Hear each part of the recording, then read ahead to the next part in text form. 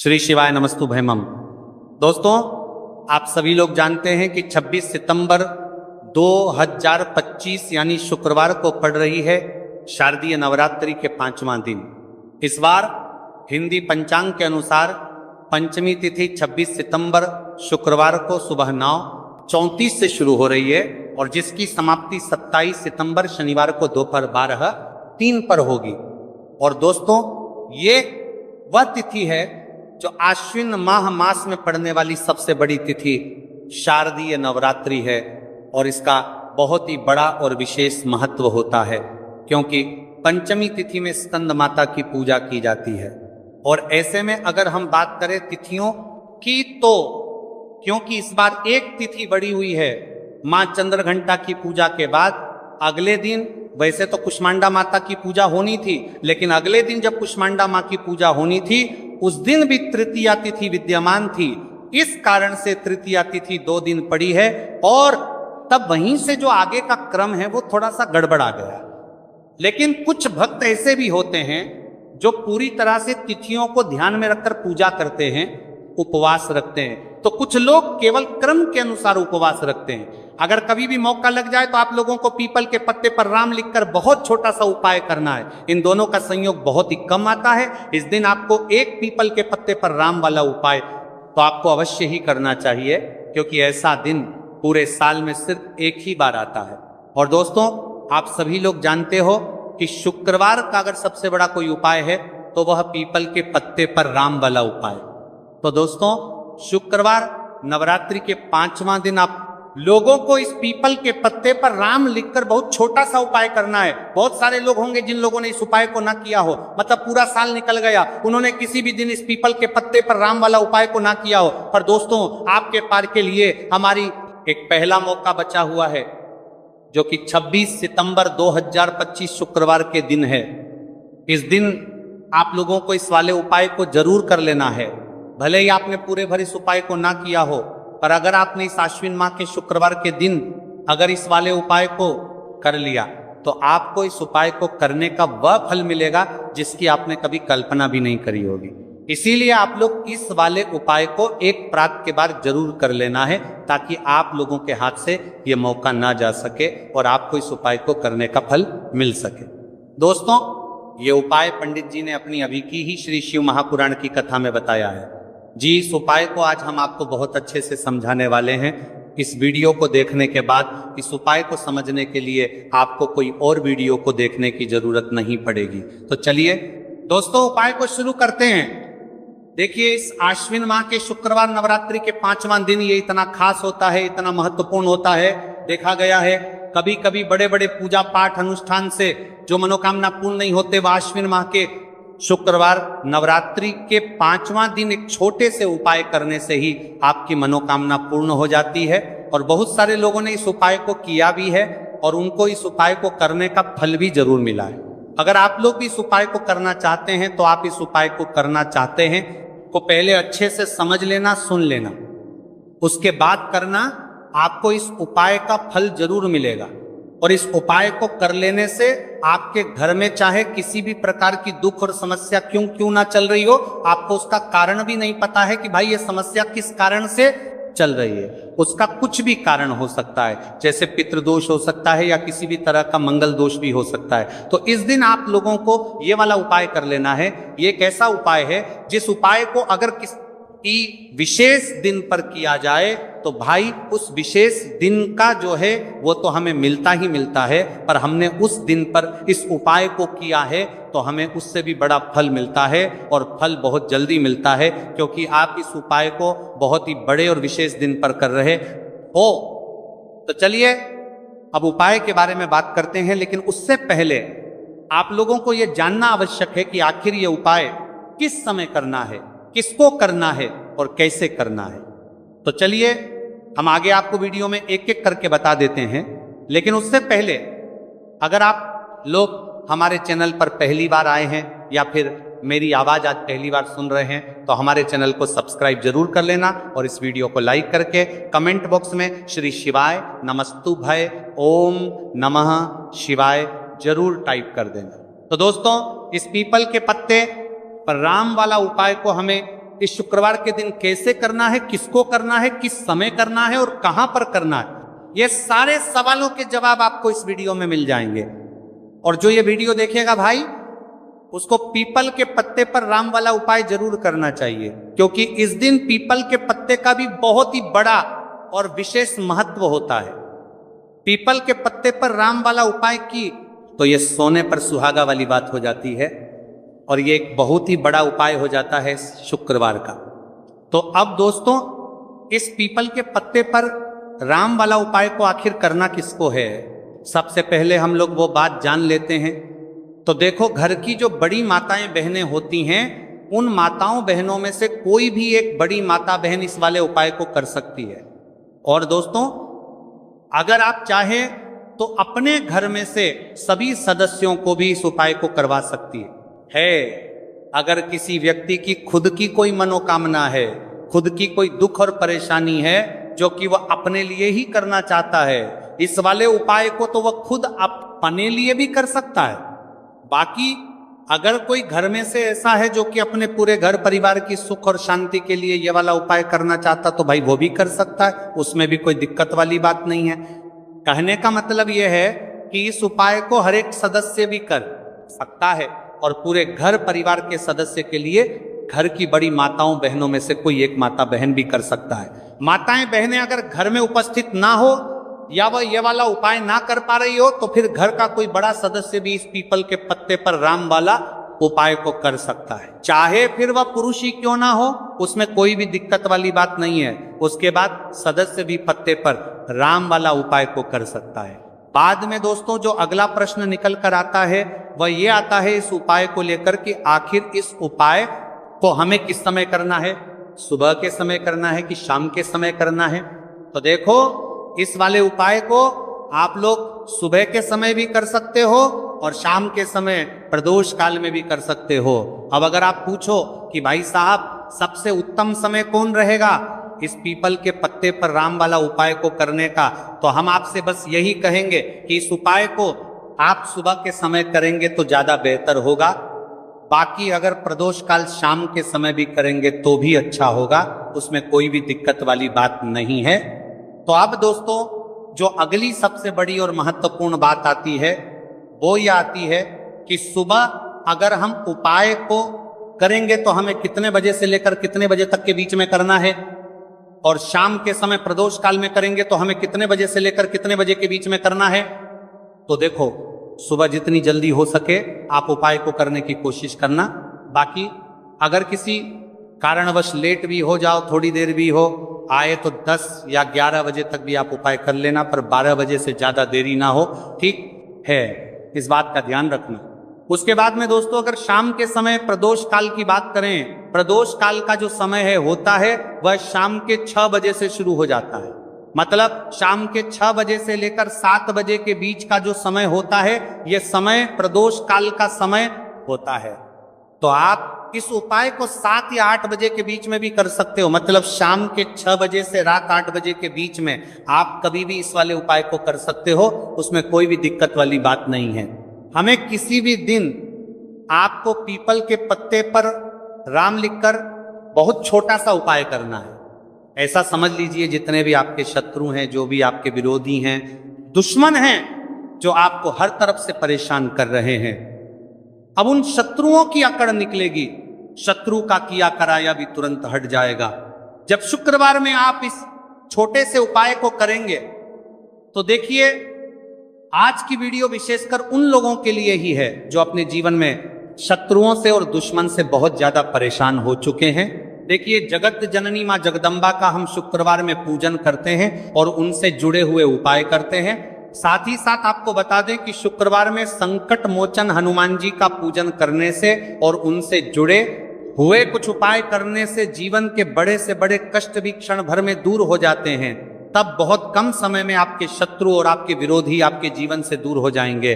आपके दुश्मन लाख कोशिश करने के बाद भी आपका बाल भी बांका नहीं कर पाएंगे, अगर आप शुक्रवार में इस छोटे से उपाय को कर लेते हैं। आप देखिए, आज का जो समय है ये कलयुग का समय है, और कलयुग के एकमात्र देवता जो अपने भक्तों के जीवन से सारे कष्टों को दूर कर देते हैं, वह स्वयं है संकट मोचन हनुमान जी। और संकट मोचन हनुमान जी का पूजन अगर आप शुक्रवार में करते हैं और उनसे जुड़ा हुआ ये छोटा सा उपाय अगर आप शुक्रवार में किसी भी दिन कर लेते हैं तो ऐसा समझ लीजिए आपके जो शत्रु हैं, आपके जो विरोधी, आपके जो दुश्मन हैं, ये किसी भी तरह से आपको परेशान करने का प्रयास कर ले, आपका बाल भी नहीं है, यही कर पाएंगे। दूसरी चीज, अगर आपके शत्रु ने आपके ऊपर कोई भी तंत्र मंत्र करवा रखा है, कोई भी जादू टोना, कोई भी ब्लैक मैजिक आपके ऊपर करवा दिया है या करवाने का प्रयास कर रहे हैं, ऐसा समझ लीजिए वो किया कराया आप तक पहुंचेगा ही नहीं। और अगर आप तक पहुंच गया है, कोई भी ब्लैक मैजिक तुरंत हट जाएगा जब आप इस छोटे से उपाय को शुक्रवार में करेंगे। देखिए उपाय करेंगे, छोटा है लेकिन बहुत महादिव्य चमत्कारी है। मतलब उपाय को करने में ना तो आपका ज्यादा समय जाएगा, ना ही इसमें आपके ज्यादा पैसे लगने वाले हैं। और ऐसा समझ लीजिए कि एक बार ही अगर आपने इस उपाय को शुक्रवार में कर लिया तो इसका महादिव्य चमत्कार आप खुद देख लेंगे। तो शुक्रवार के जो 9 दिन होते हैं ये बहुत ही सिद्ध दिन होते हैं। मतलब शुक्रवार के दिनों में 9 माता रानी हमारे घरों में आती हैं, अपने भक्तों के जीवन से कष्टों को दूर करती हैं। साथ ही साथ आपको बता दें कि शुक्रवार के टाइम पर जब भी आप संकट मोचन हनुमान जी के उपाय करते हैं तो माँ दुर्गा की आपको असीम और विशेष कृपा मिलती है। माँ दुर्गा आपसे बहुत जल्दी प्रसन्न होती है और आपके सारे संकटों को वो दूर कर देती है। तो पीपल के पत्ते में और पीपल के पेड़ में होता है। देवी देवताओं का वास पीपल के पेड़ में श्री हरि विष्णु साक्षात माँ लक्ष्मी वास करती हैं। पीपल के देव में हमारे पितरों का वास होता है। पीपल का जो पेड़ होता है इसका पूजन करने से शनिदेव की कृपा, उनका आशीर्वाद मिलता है। और पीपल का पत्ता जो है इसका उपाय शुक्रवार में करने से व्यक्ति के जीवन से बड़े संकट और कष्ट दूर हो जाते हैं, जिसमें कि शत्रु और आपके दुश्मन जो हैं ये पूरी तरह परास्त हो जाएंगे, चारों खाने चित्त हो जाएंगे और कभी भी आपका कुछ नहीं बिगाड़ पाएंगे। अगर ये उपाय आप करते हैं तो देखिए ये उपाय स्त्रियां भी कर सकती हैं, पुरुष भी कर सकते हैं, किसी भी दिन आप करते हैं भी इस उपाय को कर सकते हैं, ठीक है ना। इसमें दिन आपको नहीं देखना है कि किस दिन करें, जिस दिन आप चाहा उस दिन इस उपाय को आप कर सकते हैं। तो शुक्रवार के दिन आपको पीपल का पत्ता तोड़ना नहीं है, उससे एक दिन पहले ही तोड़कर आप पीपल का पत्ता ले आए या गिरा हुआ जो पत्ता होता है पीपल का वो आप ले लें, ठीक है ना। बस इस चीज का आपको ध्यान रखना है कि सोमवारी के दिन पीपल के पेड़ से कोई भी पत्ता हम नहीं तोड़ते, इस चीज का आपको विशेष ध्यान रखना है। तो आपको लेना है पीपल का एक पत्ता और शुद्ध जल से उसे साफ कर लेंगे पहले, जिससे कि धूल मिट्टी अगर पीपल के पेड़ देने वहां और ही बटी पीपल के पेड़ तर पत्ते पर हो तो वह हट जाए। फिर गंगा जल का थोड़ा सा छिड़काव यानी थोड़ी सी छींटे आपको इस पीपल के पत्ते पर मारनी है और इस पीपल के पत्ते को फिर कपड़े से पोंछकर आपको साफ कर लेना है, बिल्कुल सूखा लेना है। अब आपको लेना है थोड़ा सा सिंदूर, जो केसरिया वाला सिंदूर आता है जो हम संकट मोचन हनुमान जी को चढ़ाते हैं, वह केसरिया सिंदूर आपको लेना है। थोड़ा सा जल डाल के इसे गीला कर लेंगे और इसी सिंदूर से इस पीपल के पत्ते पर आपको भगवान राम का नाम लिखना है। अब किससे लिखेंगे? माचिस की तीली ले सकते हैं, उससे लिख सकते हैं। किसी भी तरह से आपको भगवान राम का नाम इस पीपल के पत्ते पर लिखना है। लिख लिया। एक आपको चमेली के तेल का या सरसों के तेल का दीपक तैयार करना है और एक कोई भी आपको लेनी है मिठाई में। यहां पर आप बूंदी का प्रसाद ले सकते हैं, बेसन का लड्डू ले सकते हैं और अगर आप इमरती ले लेते हैं तो यह और भी उत्तम है। देखिए इमरती का जो भोग होता है ये संकट मोचन हनुमान जी को बहुत ज्यादा प्रिय है। अब ये सारी चीजें लेकर आपको जाना है संकट मोचन हनुमान जी के मंदिर में। तो देखिए सबसे पहले आपको संकट मोचन हनुमान जी के सामने ये दीप प्रज्वलित करना है जो आप लेकर के गए हैं।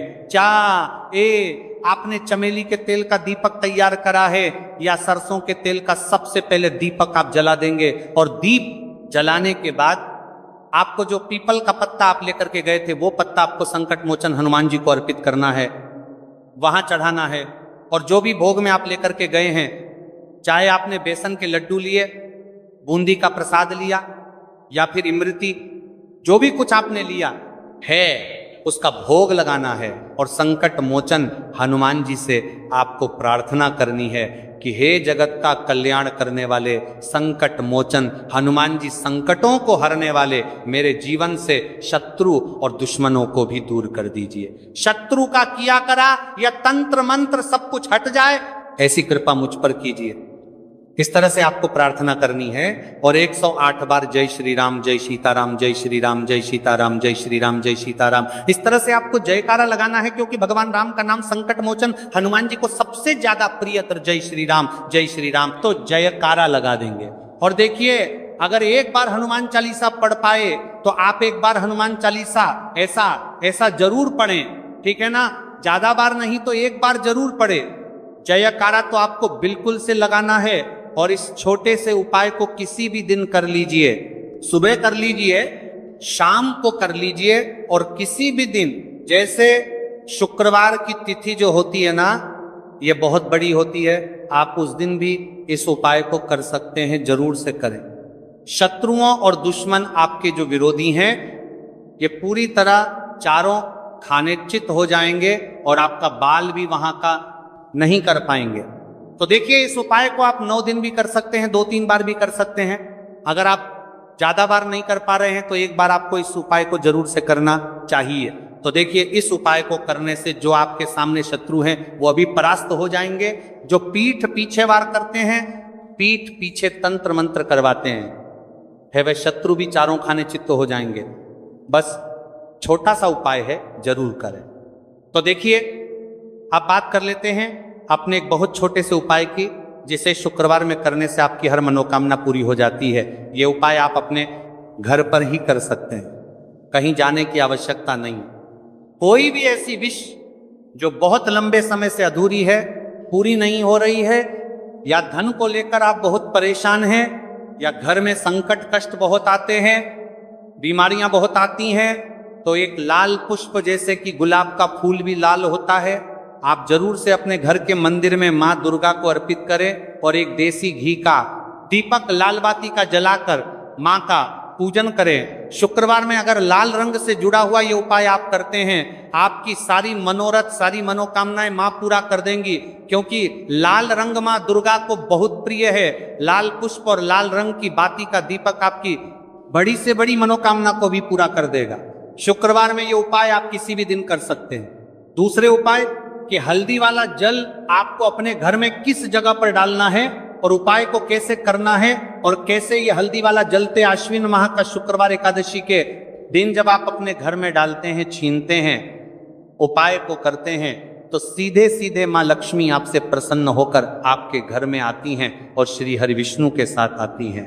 स्थिर लक्ष्मी का आपके घर में वास होता है। कहने का मतलब है कि फिर कभी भी मां लक्ष्मी आपके घर को छोड़कर नहीं जाती है। जो लोग कहते हैं कि हमारे घर में धन तो आता है लेकिन चला जाता है, लेकिन फिजूल खर्ची बहुत है। धन तो घर में आता है लेकिन तिजोरी कभी धन से भरी नहीं रहती है, खाल ही हो जाती है। तो 90% लोग ऐसे होते हैं जिनके जीवन में यह समस्या होती है कि हमारे घर में स्थिर लक्ष्मी का वास नहीं है। देखिए, हम सभी चाहते हैं ना, और हाँ, लक्ष्मी और श्री हरि विष्णु हमेशा हमारे घर में रहे, उनका आशीर्वाद बना रहे, हम हमारे जीवन के जितने भी दुख हैं उनका सामना जो है बहुत आसानी से कर सके। देखिए, जब व्यक्ति के पास पैसा नहीं होता है ना, तो वह बहुत सारे कष्ट दुख उसके जीवन में जब आते हैं उनका सामना भी नहीं कर पाता है, और जब उसका आर्थिक पक्ष मजबूत होता है तो बहुत सारी समस्याएं उसे अपने जीवन में जो आती हैं वह छोटी लगती है। लेकिन अगर पैसा भी पास नहीं है तो छोटी छोटी प्रॉब्लम्स, छोटी छोटी चीजें जो पहुंच सकता है, कुछ सारी कर पार सकता है, हमारे जीवन में आती हैं, वो भी बहुत बड़ी लगने लगती। तो आपको करना क्या है, आपको यहां पर लेना है गंगा जल। तो देखिए, सबसे पहले तो आपको अपने पूरे घर में गंगा जल का छींटा लगाना है, ठीक है ना। गंगा जल आपके घर से जितनी भी नेगेटिव एनर्जी होती है उसे बाहर कर देता है, ठीक है ना। गंगा जल का छिड़काव जब आप करते हैं, उसके बाद कोई पूजा पाठ करते हैं, कोई उपाय करते हैं, वो पूरी तरह से सफल होता है, क्योंकि आपके घर में पॉजिटिव एनर्जी, सकारात्मक ऊर्जा आ जाती है, ठीक है ना। तो इतना करने के बाद आपको क्या करना है, एक लोटे के अंदर या एक कटोरी किसी भी चीज के अंदर आपको अपने घर का शुद्ध जल लेना है। ले लिया, उसके बाद पीसी हुई हल्दी उसके अंदर मिलानी है, मिला दी। जब हल्दी आपको मिलानी है, ठीक है ना, उस समय आपको श्री हरि विष्णु का ध्यान करना है। श्री हरि विष्णु से प्रार्थना करनी है कि मेरे घर में धन बढ़े और कभी भी मेरे घर की जो सुख समृद्धि है उसमें कमी ना आए, ठीक है ना। जब आप जल मिला लेंगे, उसके बाद आपको तुलसी का एक पत्ता लेना है।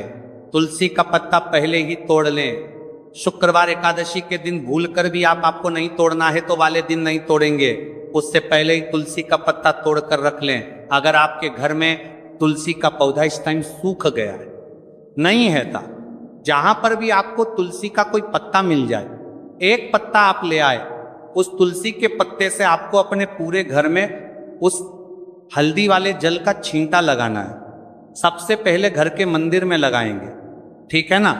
फिर जितने भी रूम हैं, कमरे हैं, वहां पर लगाएंगे, घर के मुख्य द्वार पर लगाएंगे। इस तरह से जब आप उपाय करते हैं तो आपके घर घर में कभी भी धन की कमी नहीं होती है, धन में वृद्धि होती चली जाती है और धन आपका हमेशा बढ़ता है।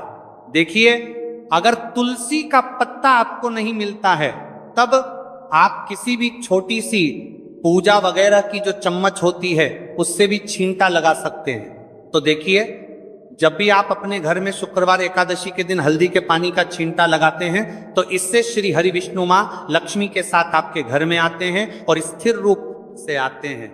ये मतलब कभी भी आपके घर को वो छोड़कर नहीं जाते। तो देखिए, हल्दी जो है ये जुड़ी है श्री हरि विष्णु से, आपकी कुंडली में गुरु को मजबूत करती है, आपके जीवन में सुख और सौभाग्य को खींच कर लाती है, धन को खींच कर लाती है, माँ लक्ष्मी को प्रसन्न करती है। जिस तरह से हल्दी खाने का स्वाद बढ़ा देती है, बहुत बड़ी बड़ी बीमारियों को दूर कर देती है, उसी तरह से यह आपके जीवन को भी सुख से भर देती है। अगर के उपाय आप सही तरीके से कर लेते हैं तो दोस्तों, ये थे पूज्य गुरु जी द्वारा बताए गए कुछ बहुत ही खास उपाय। अगर आपको जानकारी अच्छी लगी हो तो वीडियो लाइक करिएगा। मिलते हैं फिर एक नए वीडियो के साथ। श्री शिवाय नमस्तुभय।